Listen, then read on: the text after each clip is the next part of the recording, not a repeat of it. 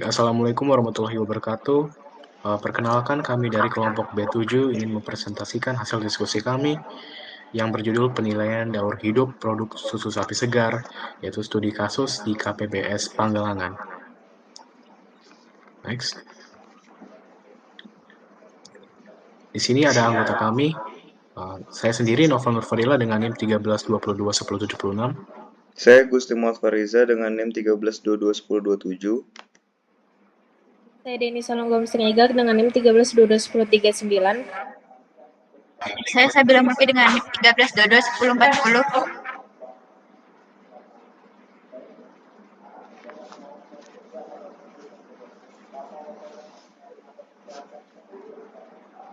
Oke, kita masuk ke latar belakang yang dimana produksi bersih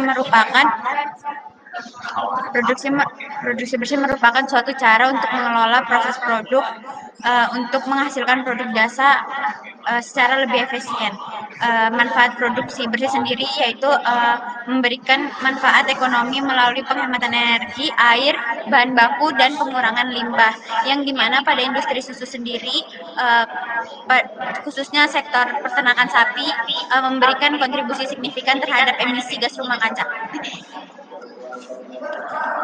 Selanjutnya di sini ada tinjauan pustaka peraturan perundangan di Indonesia tentang teknologi bersih, yaitu ada peraturan Menteri Lingkungan Hidup nomor 31 tahun 2009 tentang penerapan sistem manajemen lingkungan ekolabel, produksi bersih, dan teknologi berwawasan lingkungan di daerah. Yang kedua itu ada peraturan peraturan pemerintah nomor 22 tahun 2021 tentang penyelenggaraan dan pengelolaan lingkungan. Ketiga ada peraturan Menteri Perindustrian Republik Indonesia nomor 25 tahun 2021 tentang pedoman dan tata cara pengawasan dan pengendalian industri. Di sini ada penjelasan tentang teknologi bersih atau produksi bersih, yang dimana produksi bersih adalah pendekatan pengelolaan lingkungan yang preventif dan terpadu yang bertujuan untuk mengurangi resiko bagi manusia dan lingkungan. Yang dimana pada produksi bersih ini meningkatkan efisiensi pemakaian bahan baku, energi, mencegah atau menggantikan penggunaan bahan-bahan yang berbahaya dan beracun, atau mengurangi jumlah dan tingkat racun semua emisi dan sebelum meninggalkan produksi. Baik, kita masuk ke gambaran umum industri. KPBS Panggelangan terbentuk pada tanggal 22 Maret 1969 dan diresmikan pada tanggal 1 April 1969. Anggota KPBS saat ini berjumlah 6.541 peternak dengan populasi sapi perah sebanyak 12.809 ekor. KPBS memiliki beberapa unit usaha yang menunjang kegiatan produksi, termasuk praproduksi, produksi pemasaran hasil produksi, hingga unit usaha penunjang. Unit-unit usaha tersebut adalah unit perbibitan dan penghijauan, unit barang dan pakan ternak, unit pabrik makanan ternak, unit pelayanan kesehatan hewan, dan anggota unit produksi, dan setelah itu ada unit produksi dan unit pengolahan. Di jenis industri ini sendiri adalah industri pengolahan susu sapi segar berbasis koperasi. Seperti di KPBS Panggelangan merupakan bagian dari agroindustri pangan hewani yang melibatkan peternak rakyat skala kecil di pedesaan. Proses produksi mencakup penyediaan pakan, pemeliharaan sapi, pemerahan, hingga distribusi susu segar melalui koperasi. Namun aktivitas produksi juga menghasilkan dampak lingkungan seperti emisi gas rumah kaca, asidifikasi, dan eutrofikasi. Oleh karena itu, diperlukan penerapan prinsip industri hijau agar industri ini dapat berkembang secara berkelanjutan dan ramah lingkungan. Next.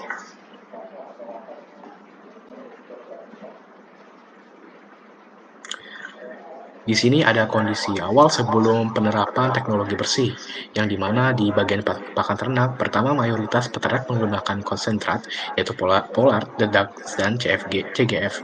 Dua, penggunaan silase jagung masih rendah, kurang lebih sekitar 10%. Ketiga, distribusi pakan menggunakan kendaraan berbahan bakar fosil meningkat, yang dimana penggunaan kendaraan ini bisa meningkatkan emisi GRK.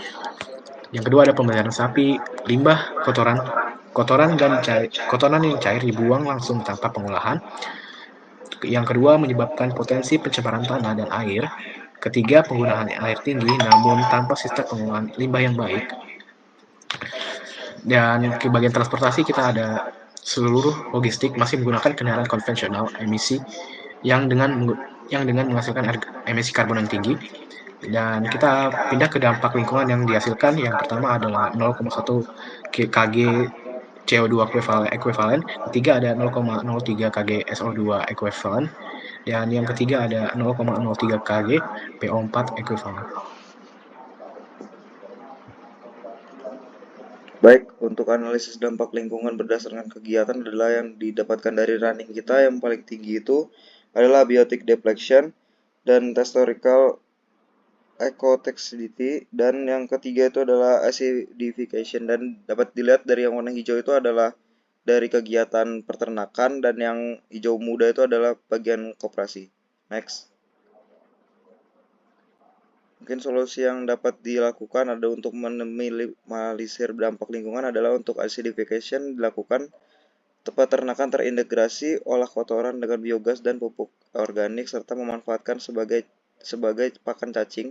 Lalu untuk abiotic depletion itu solusinya digunakan adalah menggunakan pembangkit listrik ramah lingkungan. Terus untuk historical ecotoxicity itu adalah mengganti bahan berbahaya, mengurangi emisi, dan terapkan teknologi bersih.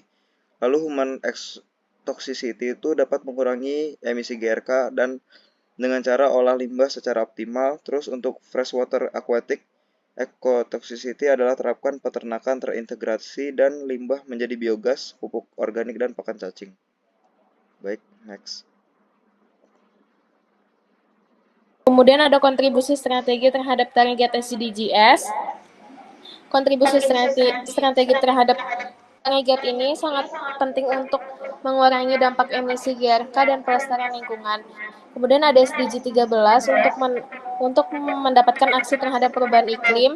Kemudian ada SDG 15 untuk perlindungan ekosistem darat, dan SDG 9 untuk pembangunan industri, inovasi, dan infrastruktur yang berkelanjutan.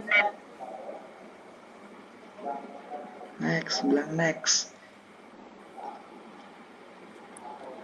Kemudian adapun kesimpulan dan saran yang kita dapatkan, yaitu produksi susu di KPBS Pangalengan membutuhkan pakan air dan energi serta menghasilkan susu segar, emisi GRK dan limbah organik. Setiap 1 kilo susu menghasilkan 1,1 kilo CO2 ekuivalen, 0,03 kilo SO2 ekuivalen, dan 0,03 kilo PO4 3 min ekuivalen. Emisi terbesar berasal dari peternakan dan transportasi.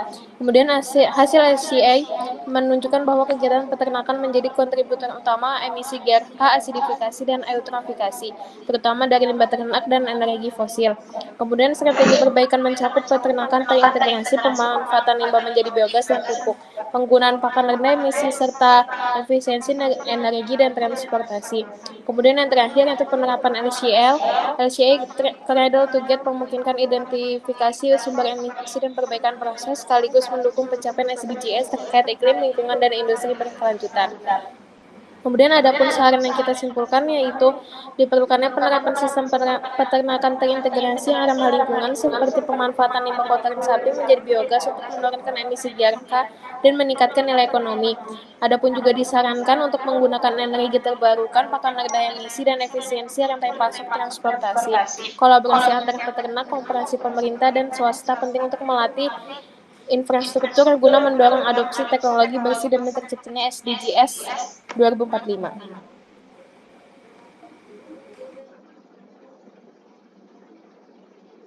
Baik, itu saja hasil diskusi dan presentasi dari kelompok kami. Kurang lebihnya mohon maaf. Wassalamualaikum warahmatullahi wabarakatuh.